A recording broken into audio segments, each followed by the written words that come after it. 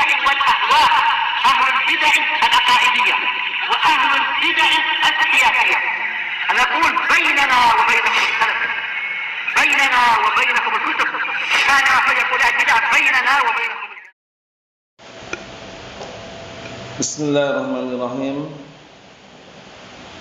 الحمد لله الذي أرسل رسوله بالهدى ودين الحق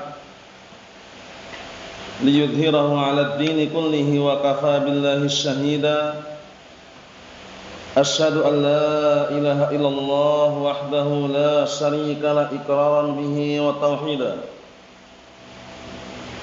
وأشهد أن محمدا عبده ورسوله صلى الله عليه وعلى آله وسلم تسليما مزيدا لا نبي بعده. Ikhwani fid din, a'azzani wa a'azzakumullahu jami'an wa barakallahu fikum. Kita lanjutkan bacaan berikutnya terhadap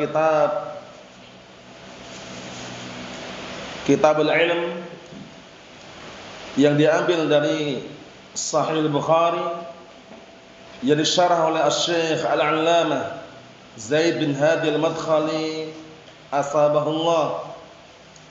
Sekarang kita akan masuki halaman 11, disimak baik-baik. Kata beliau, bismillahirrahmanirrahim. Ad-darsul awal, pelajaran yang pertama. Mengenai bismillahirrahmanirrahim, tentunya tidak asing lagi di telinga kita. Kebanyakan para pengarang kitab, baik para mutaqaddimin, orang terdahulu, atau mutaakhirin, orang-orang belakangan dari kalangan para ulama, mereka sering mengawali dengan bismillahirrahmanirrahim. Seringkali mengawali kitab mereka dengan apa? Bismillahirrahmanirrahim. Tentunya tidak terlepas dari tujuan dan juga keadaan yang mereka inginkan. Yang pertama, yang sering dinukilkan oleh para ulama, sebabnya kenapa mereka mengawali dengan bismillahirrahmanirrahim. Yang pertama adalah iktidaan bi kitabillahi azza wa jalla, dalam rangka untuk mencontoh Al-Qur'anul Karim. Karena Al-Qur'anul Karim Allah Ta'ala mengawali setiap surat dengan apa? Bismillahirrahmanirrahim, kecuali surat Al-Bara'ah atau surat At-Taubah atau juga surat apa? Al-Fatihah. Mafhum?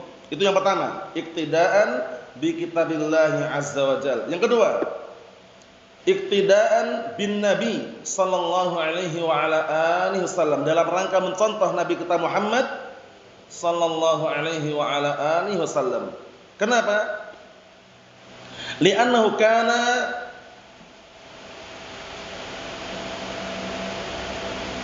bada'a rasailihi bil basmalah. Karena dahulu beliau memulai surat-surat beliau yang beliau kirimkan kepada para raja waktu itu, beliau mengawali dengan bismillahirrahmanirrahim, seperti yang ada dalam Sahihain dari hadisnya Abdullah bin Abbas radhiyallahu anhuma, ketika Nabi kita Muhammad sallallahu alaihi wa ala alihi wasallam menulis surat ke Hirakl, Raja Hirakl, pembesar Romawi waktu itu, beliau mengawali dengan bismillahirrahmanirrahim, min Muhammadin abdillah wa rasulih ila Hirakl azimir Rum. Ana nukilkan semakna ya. Beliau mengawali dengan apa? Bismillahirrahmanirrahim, dari Muhammad, utusan Allah dan hambanya, untuk Hirakl, pembesar Romawi. Mafhum? Naam. Yang ketiga, iktidaan bi ba'dil anbiya, dalam rangka mencontoh sebagian para nabi juga. Di antaranya siapa? Nabiullah Sulaiman alaihissalam. Beliau juga ketika menulis surat kepada untuk siapa? Malakatus Saba, Ratu Saba waktu itu yang ma'ruf dikenal dengan Bilqis. Beliau juga mengawali dengan bismillahirrahmanirrahim. Innahu min Sulaiman wa innahu bismillahirrahmanirrahim. Mafhum? Nah, itu 3 catatan penting sebab kenapa para ulama seringkali mengawali kitab-kitab mereka dengan bismillahirrahmanirrahim. Faedah yang kedua, hal al-basmalah min suratil Fatihah aw annaha ayatun mustaqillah fil Qur'anil Karim. As-sahih annaha ayatun mustaqillatun fil Qur'an utiyat biha min ajli al-fasli bainas suwar. Itu faedah berikutnya ya. Apakah Bismillahirrahmanirrahim termasuk bagian dari surat Al-Fatihah ataukah dia itu ayat tersendiri? Ayat tersendiri yang didatangkan dalam Al-Qur'an. Kita katakan pendapat yang kuat, Bismillahirrahmanirrahim adalah ayatun mustaqillatun fil Qur'an. Ayat tersendiri dalam Al-Qur'an yang didatangkan untuk memisahkan antara surat yang satu dengan surat yang lainnya. Kecuali surat apa tadi? Al-Bara'ah. Kecuali surat Al-Bara'ah. Mafhum? Naam. Surat Al-Bara'ah dikenal juga dengan surat At-Taubah. Bisa dipahami ya? Seperti itu. Kita lihat sini barakallahu fikum. Babu fadl ilm. Qala al-Imam Al-Bukhari rahimahullah bab fadl ilmi. Berarti kalau matan ini langsung kita bilangnya qala al-Imam Al-Bukhari. Abu Abdullah Muhammad bin Ismail Al-Bukhari. Karena kita baca matanya, baru nanti syarahnya. Bab fadl ilmi, bab keutamaan ilmu. Wa qaulullah azza wa jalla yarfa'illahu alladhina amanu minkum walladhina utul ilma darajat wallahu bima ta'maluna khabir. Wa qauluhu azza wa jalla wa qul rabbi zidni ilma. Al-Imam Al-Bukhari meletakkan bab ini di awal permulaan karena ilmu itu sangat mulia keutamaannya. Beliau mengawalkan dengan bab fadlil ilmi, bab keutamaan ilmu. Kemudian beliau berdalilkan dengan perkataan Allah Ta'ala, yarfa'illahu alladhina amanu minkum walladhina utul ilma darajat wallahu bima ta'maluna khabir. Allah Subhanahu wa taala mengangkat orang-orang yang beriman di antara kalian dan orang-orang yang berilmu derajatnya. Berapa derajat? Beberapa derajat, darajat. La darajatun wahidah wa innama darajatun. Bukan satu derajat tapi beberapa derajat. Kenapa diangkat? Sebabnya apa? Ilmu wal iman. Al-ilmu wal iman. Ya kan? Wallahu bima ta'maluna khabir. Dan Allah Ta'ala itu Maha mengetahui perkara-perkara yang sangat detail yang kalian kerjakan. Khabir itu maknanya Allah Ta'ala mengetahui perkara yang paling lembut, yang paling detailnya.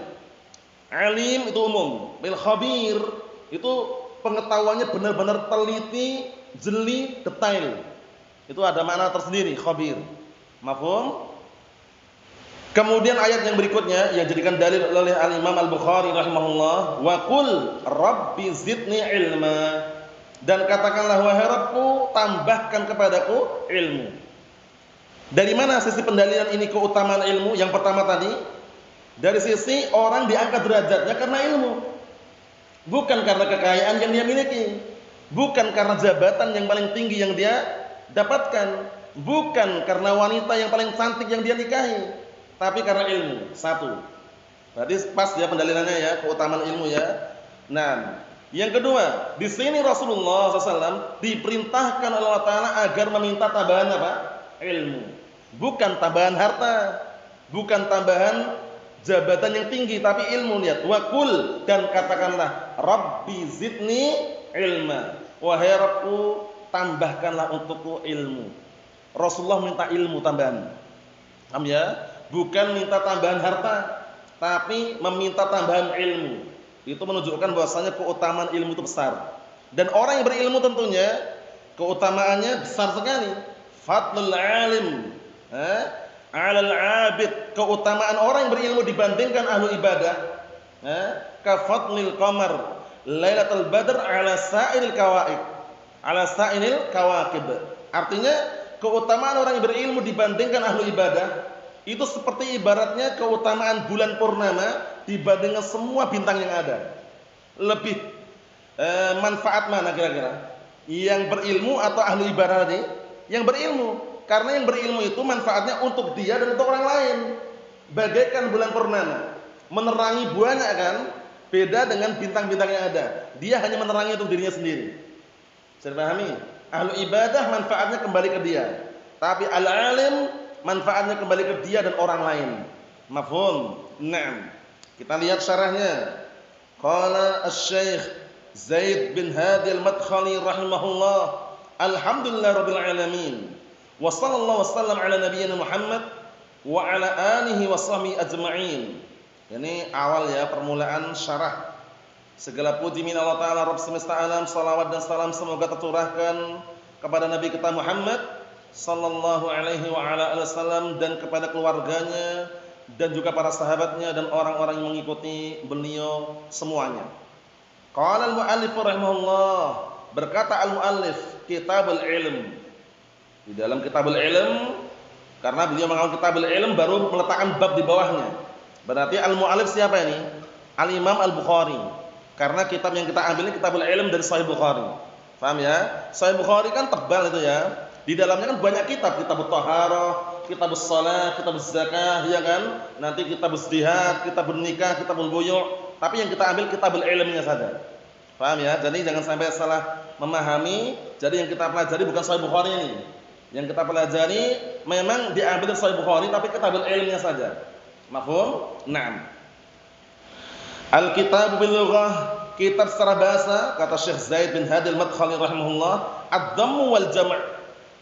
Kitab secara bahasa maknanya adalah gabungan dan kumpulan. Ad-dhammu wal jam', dham gabungan, jam' kumpulan. Jadi kalau antum jumpai Kitabul Buyu', isinya gabungan kumpulan faedah seputar jual beli. Jadi pahami ya, itu secara bahasa. Secara istilah apa? Secara istilah, wa fil istilahi, ada secara istilah ismun li jumlatin al-ilm, sebuah nama untuk kumpulan dari ilmu-ilmu yang ada, yastamilu ala abwabin mafusul, yang tercakup di dalamnya bab-bab dan pasal-pasal. Ada bab-babnya, ada pasal-pasalnya, ada rinciannya. Itu namanya apa? Al-Kitab. Jadi kalau antum jumpai Kitabut Thaharah, itu berarti di dalamnya mengandung apa? Nah, ilmu secara global seputar taharah. Ada bab-babnya, ada pasal-pasalnya. Jadi pahami ya? Nah, Kitab Taharah kan umum, ya kan? Di dalam Kitab Taharah itu ada bab tersendiri nanti. Bab wudu, bab tayamum, ya kan? Seperti itu. Mafhum? Wal ilm. Sekarang Kitabul Ilm, ilmu apa? Ilmu dunia, ilmu filsafat, ilmu sihir, ilmu kalam atau ilmu apa? Kita lihat. Wal ilm al-muradu bihi al-ilmu syar'i. Masyaallah, lihat. Yang diinginkan dengannya adalah ilmu syar'i. Ilmu syar'i itu diambil dari mana? Al-mustamadu. Yang diambil, al-mustamadu itu adalah al-ma'khudhu. Yang diambil min kitabillah was sahihi sunnati Rasulillah sallallahu alaihi wa ala alihi wasallam. Yaitu ilmu syar'i yang diambil, yang disandarkan, artinya bisa diambil sandarkannya sama. Yang disandarkan yang diambil dari Al-Qur'an dan dari apa? Sunnah Rasulullah sallallahu alaihi wasallam, itu ilmu syar'i. Bukan ilmu kalam ya, bukan ilmu sihir, bukan ilmu dunia, ilmu syar'i. Jadi ilmu syar'i itu sebagaimana perkataan Imam Ibnu Qayyim Al-Jauziyah rahimahullah di dalam An-Nuniyah, beliau mengatakan apa? Al-ilmu apa? Ma'rifatul huda bidalilihi. Madzaka wat taqlidu yastawiyani. Al-ilmu ma'rifatul huda bidalilihi. Madzaka wat taqlidu yastawiyani. Artinya ilmu itu mengenal petunjuk beserta dalilnya. Tidaklah sama ilmu dan taklid itu. Sudah pahami? Karena ilmu dan taklid jauh perbedaannya. Ilmu dibangun di atasnya ini keyakinan, sedangkan taklid dibangun di atasnya keraguan dan juga kebimbangan. Makanya disebutkan dalam Al-Qur'an Karim, Allah Ta'ala mengatakan, "Qul hal yastawil ladzina ya'lamuna wal ladzina la ya'lamun?" Katakanlah, apakah sama orang-orang yang berilmu dengan orang yang tidak berilmu? Tidak sama. Dalam ayat yang lainnya, "Afaman kana mu'minan kaman kana fasiqa la yastawun?" Apakah sama orang yang beriman, yang berilmu dengan orang fasik yang jahil? La yastawun, enggak sama. Mafhum? Sehingga tidak ada kesamaannya. Sebutkan dalam pantun juga, "In sa'iltin nasa 'anna wa 'anhum falaysa sawa'an 'alimun wa jahul." In sa'iltin nasa 'anna wa 'anhum falaysa sawa'an 'alimun wa jahul. Jika kamu bertanya kepada mereka tentang kami, maka niscaya tidak akan sama orang yang berilmu dan orang bodoh itu. Ini kisahnya dulu ada orang, paham ya, yang hendak melamar seorang wanita, tapi ditanya dulu, paham ya, mungkin dia dari tampangnya itu tidak mendukung, tapi ilmunya ada, paham ya. Nah, suruh bandingkan aja, tanya bermanusia, sama enggak orang yang berilmu dan orang bodoh? In sa'iltin nasa 'anna wa 'anhum. Jika kamu wahai seorang wanita tanya tentang kami, tentang mereka, falaysa sawa'an 'alimun wa jahulu. maka enggak sama orang yang berilmu dengan orang yang bodoh. Paham ya? Naam. Syahidnya apa? Perbedaan. Falaisa sawa'an 'alimun wa jahulu. Naam. Kita lihat. Dan juga ada ungkapan yang sering ana nukilkan itu, al-ilmu bidayatul yaqin. Kama anna al-jahla bidayatus syak. Ilmu itu awal permulaan daripada keyakinan, sebagaimana kebodohan itu awal permulaan daripada keraguan. Orang ragu bimbang karena bodoh, orang yakin karena punya ilmu. Mafhum? Naam. Kita lihat berikutnya. Waqad imtannallahu bihi 'ala 'abdihi wa rasulihi Muhammadin sallallahu alaihi wasallam faqala 'azza wa jalla faqala 'azza min qa'il wa 'allamaka ma lam takun ta'lam wa kana fadlullahi 'alaika 'azima masyaallah. Dan sungguh Allah Ta'ala telah memberikan karunia atau anugerah kepada hambanya dan kepada Rasulnya Muhammad sallallahu alaihi wa ala alihi wasallam. Berkata Allah Ta'ala, wa'allamaka ma lam takun ta'lam. Dan sungguh Allah Ta'ala mengajarkan kepadamu sesuatu yang dulu kamu tidak tahu. Lihat. Jadi Allah Ta'ala itu mengajarkan ilmu kepada orang-orang yang sebelumnya dia tidak tahu. Kemudian dia mau belajar. Mafhum? Dan modal yang paling utama agar dia bisa mendapatkan ilmu adalah ketakwaan. Wattaqullaha wa yu'allimukumullah. Wattaqullaha wa yu'allimukumullah. Dan bertakwalah kalian kepada Allah Ta'ala, niscaya Allah Ta'ala akan memberikan ilmu kepada kalian, ngajarkan kepada kalian. Mafhum? Wa kana fadlullahi 'alaika 'azima. Dan sungguh karunia dan keutamaan Allah Ta'ala yang diberikan kepadamu sangatlah agung, yaitu ilmu. Lihat, diberi ilmu. Mafhum? Jadi ilmu sangat-sangat penting dan sangat perlu kita miliki dalam kehidupan sehari-hari. Karena dengan adanya ilmu ibaratnya apa? Bagaikan cahaya. Berkata Al-Imam Al-Jauzi rahimahullah taala, beliau mengatakan, "Kama huwa ma'lumun annal ilma nurun." Sebagaimana perkara sudah diketahui, annal ilma nurun, bahwasanya ilmu itu adalah cahaya. Nah, wa anna iblis yuhassinul insan li itfa'in nur, itfa'an nur. Dan bahwasanya di sana ada iblis berusaha menghias-hiasi di hadapan manusia dengan kebodohan. Fungsinya apa? Untuk memadamkan cahaya tadi. Wala dzulmata ka dzulmatil jahl. Dan tidak ada kegelapan yang lebih gelap melainkan daripada kegelapan kebodohan. Makanya antum dan kita jangan pernah ridho adanya penyakit di dalam diri kita, itu kebodohan. Pastikan berusaha semaksimal mungkin untuk memadamkan, mencabut kebodohan dari akar-akarnya. Dengan cara apa? Talabul ilm, mencari ilmu. Duduk di majelis ilmu.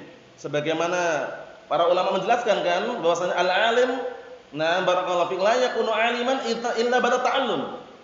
Orang yang berilmu itu tidak menjadi berilmu sampai dia belajar dulu, ya kan? Dan tidak ada yang namanya apa? Orang berilmu dilahirkan langsung berilmu, enggak ada. Mafhum? Perlu proses. Wa fadlul ilmi, dan keutamaan ilmu. Kata beliau, ma'lumun min nususil kitab sunnah sahih. Sudah diketahui dari dalil-dalil Al-Qur'an was sunnah. Wa kam min ayatin karimatin jaa fiha al-has 'ala al-inayah bil ilm. Betapa banyak ayat-ayat yang mulia datang memberikan motivasi, dorongan untuk perhatian penuh dengan ilm, wa targhib fi, memberikan dorongan motivasi terhadapnya, wa annahu la yazulu al-jahl illa bil ilm sahih. Bahwasanya tidak akan hilang kebodohan kecuali dengan apa? Ilmu. Kebodohan tidak akan hilang kecuali dengan apa? Ilmu. Al-Imam As-Sa'di rahmatullahi alaih mengatakan dalam kitab Al-Qawaidul Fiqhiyah, di awal-awal itu apa katanya? I'lam annahu i'lam hudita anna afdalal minan ilmun yuzilu syakka anka wad daran. Di awal permulaan kitab Al-Qawaidul Fiqhiyah, Al-Imam As-Sa'di rahmatullahi mengatakan, i'lam hudita anna afdalal minan ilmun yuzilu syakka anka wad daran. Artinya apa? Ketahuilah sesungguhnya karunia yang paling agung, yang paling afdal adalah apa? Ilmu. Yuzilu syakka anka wad daran, yang akan bisa menghilangkan keraguan pada dirimu dan menghilangkan kotoran. Kotoran di sini dijelaskan para ulama, kotoran yang di dalam hati. Baik kotoran kesyirikan, kotoran kebid'ahan, kotoran hizbiyah dan semisalnya. Paham ya? Dihilangkan dengan ilmu. Mafhum? Naam.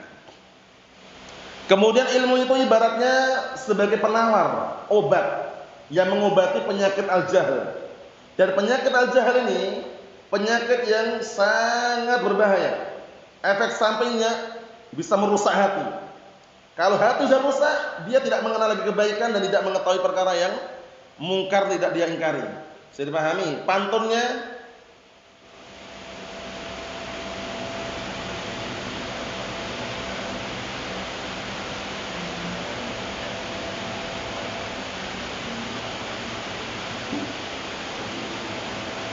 Naam, ahsantum barakallahu fiik. Pantun yang disebutkan oleh Imam Ibnu Qayyim Al-Jauziyah dalam kitab apa? An-Nuniyah.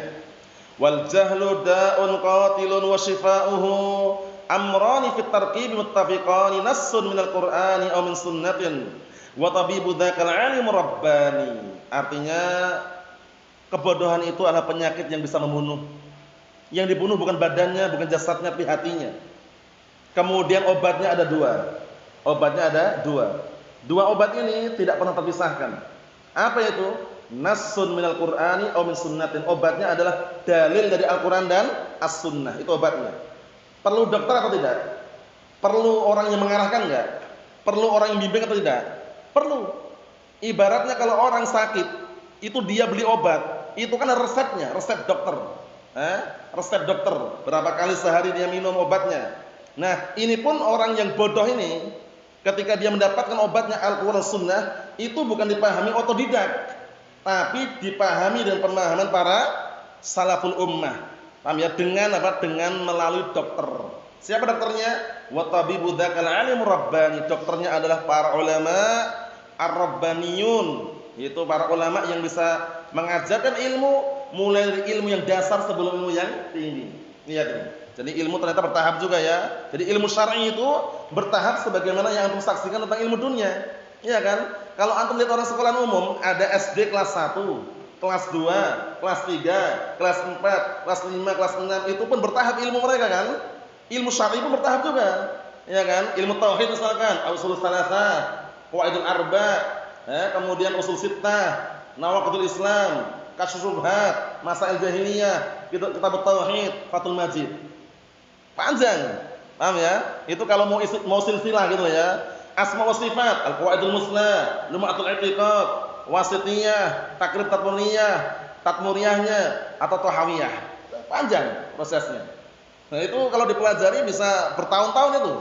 Makanya yang namanya ilmu itu sangat besar keutamaannya dan banyak cabang-cabangnya. Pantunnya, maka ambil ilmu yang paling terbaiknya, ilmu Al-Qur'an dan As-Sunnah, ilmu tauhid. Ilmu itu bagaikan samudra, lautan yang sangat luas. Sudah belum pantunnya? Hafal belum? Belum? Udah hafal antum? Belum? Antum? Ayo.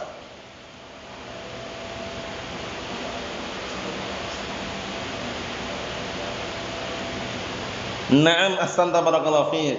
Ma hawal ilma jami'an ahadun la walau marasahu alfasanah innamal ilmu ka bahrin zakhirin fattakhid min kulli syai'in ahsana. Bagus pantunnya itu. Tidak ada seorang pun yang mampu menguasai semua ilmu. Enggak akan mampu walaupun duduk 1000 tahun loh ya. La, tidak akan mampu walau marasahu alfasanah. Walaupun bermumarasah duduk mempelajari 1000 tahun. Itu kan usia kita enggak sampai segitu kan. 100 saja belum tentu ya kan. Paling-paling berkisar antara 60 sampai 70. Itu usia umat Nabi Muhammad SAW itu. Nah, tapi lihat, tidak 1000 tahun penduduk enggak akan bisa untuk menguasai ilmu. Kenapa? Innamal ilmu ka bahrin zakhirin. Ilmu itu bagaikan lautan yang sangat luas. Ya kan? Antum kalau lihat lautan lepas itu di tempat yang enggak ada bangunan-bangunan sekitarnya, itu kan sejauh mata memandang itu. Paham ya? Dan itu pun mungkin masih ada lagi kalau kita datangi. Ya kan, menunjukkan bahwa sangat luas sekali ilmu itu. Tapi apa sarannya dari seorang penyair tadi?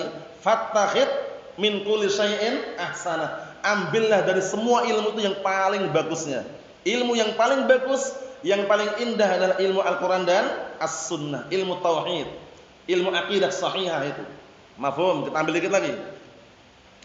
Wal ilmu ma ja'a bihi ar-rusul al-kiram wal anbiya al-'idham min 'indillahi tabaraka ta'ala. Dan ilmu itu adalah apa saja yang datang dari para rasul yang mulia, para nabi yang agung, Dari mana? Dari sisi Allah Subhanahu wa taala. Wa qad akhbara Allah taala 'anil ilmi bi annahu mirathul ummatil atba'.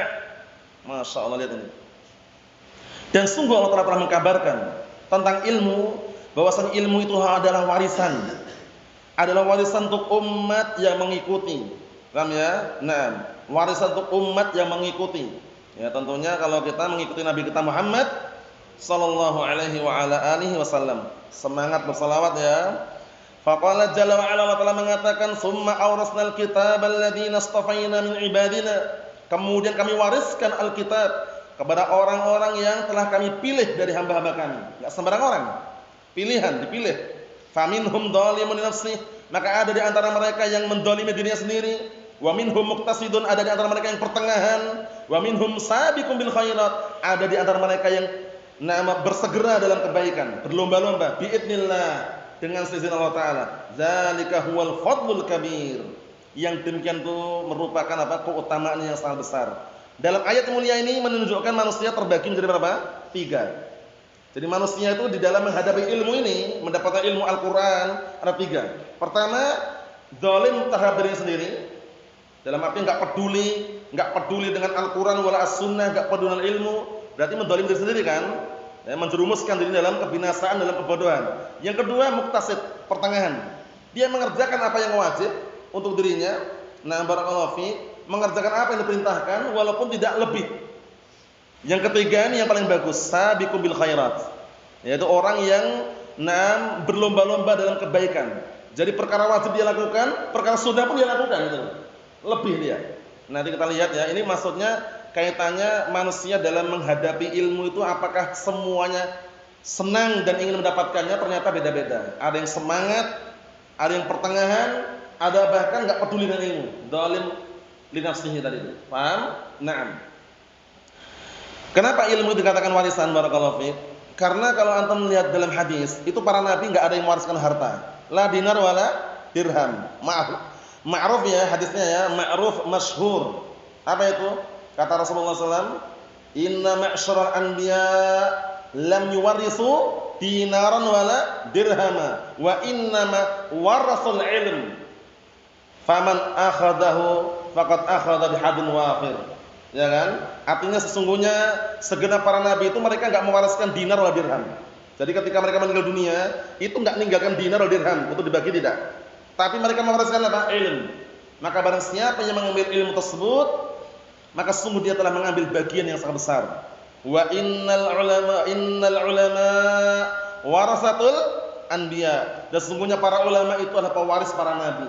Makanya kita bisa dapat ilmu itu tidak terlepas dari bantuan, bimbingan, arahan dan juga masukan serta pelajaran yang disampaikan oleh para ulama. Mafhum? Nah, seperti itu. Dikit lagi pas titik itu ya. Wa qad dzakara ahlu tahqiq minal mufassirin anna haula'i asnaf salasah, dan sungguh ahlu tahqiq, orang-orang yang meneliti, ahli dalam meneliti, barakallahu dari kalangan mufassirin, ahlu tafsir, bahwasanya mereka 3 macam tersebut seperti nama ayat tadi itu ya, alladzina warasul ilmal kitab was sunnah, yang mereka itu mendapatkan warisan ilmu Al-Qur'an dan as-sunnah. Laisu sawaan, enggak sama ternyata kedudukannya, beda-beda. Bal a'lahum, bahkan yang paling tinggi mereka adalah manzilatus sabiqun bil khairat. Ya, yang bal a'lahum manzilatan, bahkan yang paling tinggi kedudukannya as-sabiquna bil khairat, orang-orang yang bersegera, berlomba-lomba dalam kebaikan. Perkara wajib dia lakukan, ada tambahan perkara sunnah dia kerjakan. Paham ya? Karena dia paham, perkara sunnah itu afdalnya dikerjakan. Paham ya? Sedangkan perkara makruh itu afdalnya ditinggalkan. Paham ya? Seperti itu. Kita lihat kata beliau, wa yanihim, kemudian setelah mereka al-muqtasidun. Muqtasidun itu pertengahan dia.